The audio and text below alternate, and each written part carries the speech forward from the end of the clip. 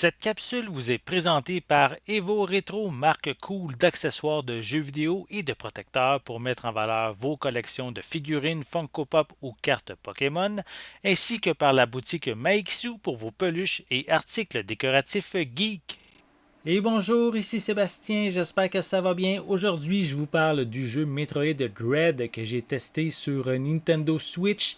C'est disponible depuis le 8 octobre 2021.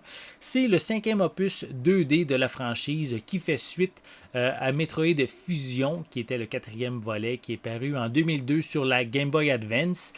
Si vous n'avez pas joué aux précédents opus, c'est pas très grave. On a en début de partie une cinématique qui va nous faire un survol des 4 premiers volets afin de nous mettre dans le contexte.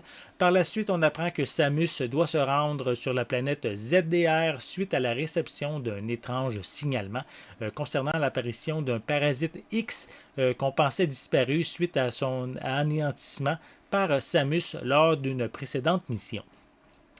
Suite à une rencontre qui va mal tourner sur la planète, mais elle va perdre tout son arsenal et va devoir récupérer au fur et à mesure qu'on progresse dans l'aventure tout son équipement tout en essayant d'apprendre qu'est-ce qui se passe vraiment sur cette planète-là. Mercury Steam a développé le remake de Metroid 2 paru il y a quelques années sur 3DS. Donc, lorsqu'il a travaillé sur la version, cette nouvelle opus pour Nintendo Switch, mais on retrouve quand même certaines similitudes, notamment dans son gameplay, comme comment parer les ennemis afin de faire le plein d'énergie et de missiles le plus rapidement. Il faut aussi, je dirais, quelques heures pour bien apprivoiser le jeu, notamment parce que ça prend un certain temps avant de récupérer la Morph Ball, le fait de pouvoir se transformer en boule, en fait. Là. Et à partir de là, je trouve que le jeu démarre davantage. Le jeu est bien rythmé, c'est accrocheur. Les fans de Metroid 2D sont en terrain connu avec cet environnement labyrinthique. Le jeu est parsemé de cinématiques qui s'intègrent super bien aux phases de jeu, en plus d'une trame sonore qui est discrète par moment, mais qui va s'intensifier lors des moments les plus stressants qui vont en même temps favoriser encore plus l'immersion dans le jeu.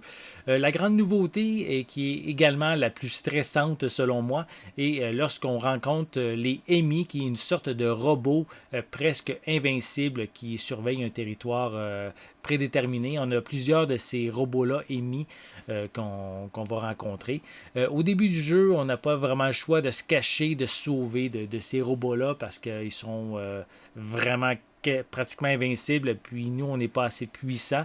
C'est à force de retrouver nos pouvoirs qu'on va pouvoir facilement plus facilement en fait se mesurer à eux. On va justement acquérir le pouvoir de l'invincibilité.